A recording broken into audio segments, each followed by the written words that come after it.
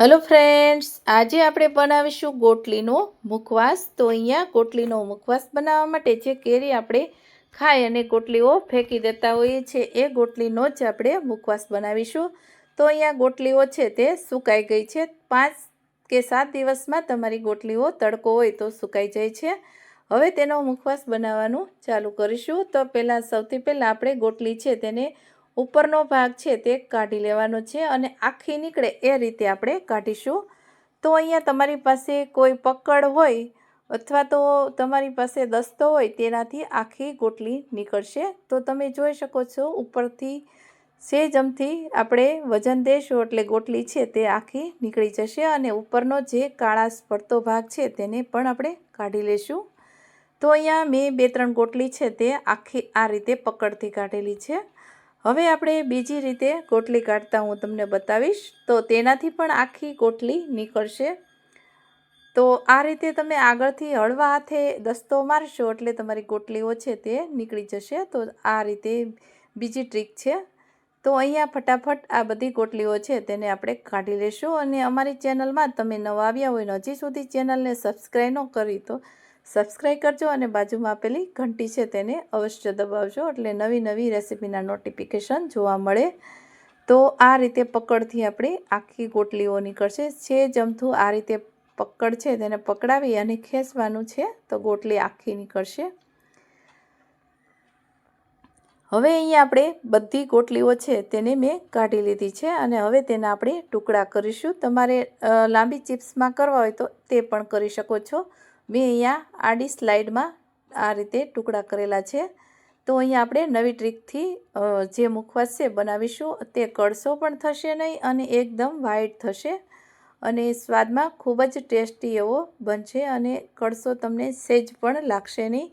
ઘણી વખત ગોટલીઓ છે તે કાળી હોય છે તેને આપણે કાઢી લેવાની છે. જે વ્હાઈટ હોય એને જ આપણે નાખવાની છે મુખવાસ બનાવતી વખતે. અને આ મુખવાસ છે તે તમે આખું વરસ તમે સંગ્રહ કરી અને ખાઈ શકો છો. તો અહીંયા બધા ટુકડા છે તે મેં કરી લીધા છે. હવે અહીંયા આપણે 2-3 પાણીથી વોશ કરી લેવાનું છે.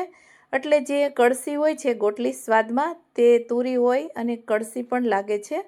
તો 2-3 પાણીથી આપણે ધોવાની છે એટલે જે કડવાશનો ભાગ છે તુરો તે જતો રહે છે અને ખૂબ જ સરસ એવી ગોટલી આપણી મુખવાસ બનશે અને તુરો પણ બનશે નહીં અને ખાવામાં ખૂબ જ સરસ એવો આવશે. તો અહીંયા મેં 2-3 પાણીથી ધોઈ લેવાની છે. હવે આપણે નળ બંધ કરીશું અને આ રીતે આપણે એક પ્લેટમાં કાઢી લઈશું.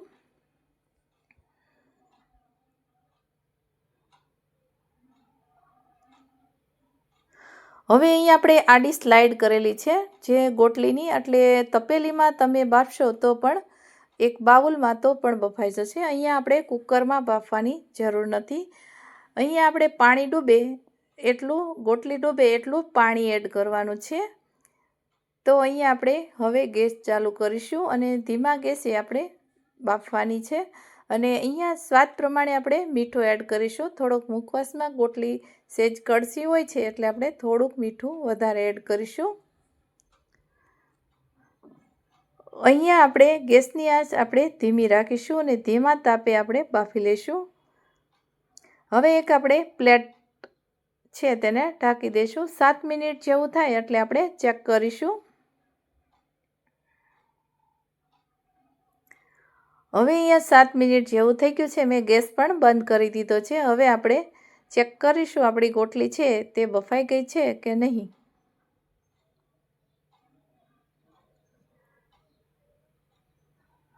તો તમે જોઈ શકો છો આપણી ગોટલી છે તે મુખવાસ સરસ એવો કૂક થઈ ગયો છે. હવે તેને એક નીચે ઉતારી અને આપણે કાણાવાળા વાસણમાં આપણે પાણી કાઢી લઈશું.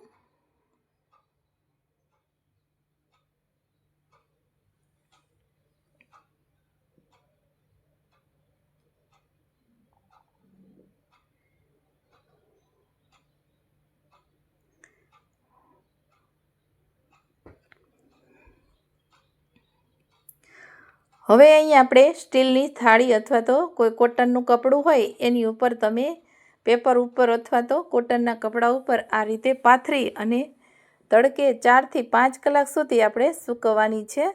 જો થોડીક વાર આપણે પંખામાં રાખીશું એટલે જે પાણી હશે તે એબ્ઝોર્બ કરી લેશે અને તડકામાં એકદમ સરસ એવી સુકાઈ ગઈ છે અને અહીંયા 4 થી 5 કલાક જેવું થઈ ગઈ છે, એકદમ ક્રિસ્પી થઈ ગઈ છે. તો તેવી ગોટલી થાય તો મુખવાસ આખું વર્ષ સુધી બગડતું નથી અને શેકાવામાં પણ વાર લાગતી નથી.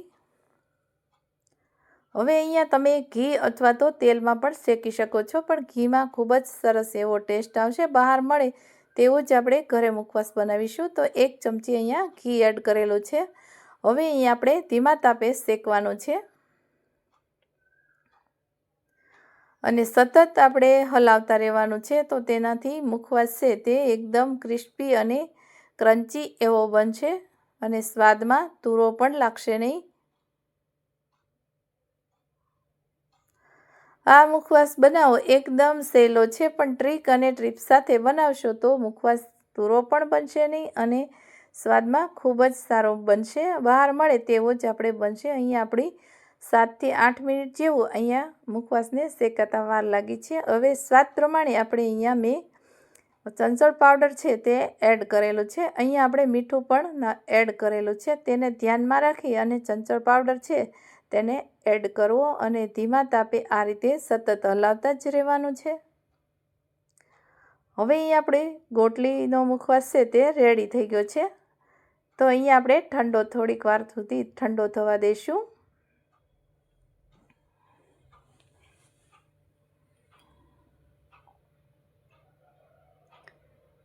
તો તમે જોઈ શકો છો અહીંયા મુખવાસ આપણો એકદમ બની અને રેડી થઈ ગયો છે. હાથ અટકતા તૂટી જાય એટલો ક્રિસ્પી આપણો મુખવાસ બનેલો છે અને આખું વરસ કઈ રીતે સ્ટોર કરો એ પણ આપણે બતાવીશ. તો અહીંયા આવી કોઈ કાચની બોટલ હોય તેમાં તમે આ મુખવાસ છે તેને આખું વરસ સુધી એરટાઇટ બોટલમાં સંગ્રહ કરી શકો છો. હવા ન મળે એવી બોટલમાં આપણે ભરવાનો છે એટલે ભેજવાળો પણ થશે નહીં અને સ્વાદમાં પણ આખું વરસ એવો ને એવો રહે છે. તો અહીંયા આપણે કાચની બોટલમાં આવી એરટાઇટ છે તેમાં ભરી અને આપણે રાખી દીધો છે. તો અહીંયા અમારી આ રેસીપી સારી લાગી હોય તો વિડીયોને લાઇક કરજો, શેર કરજો. Thank you.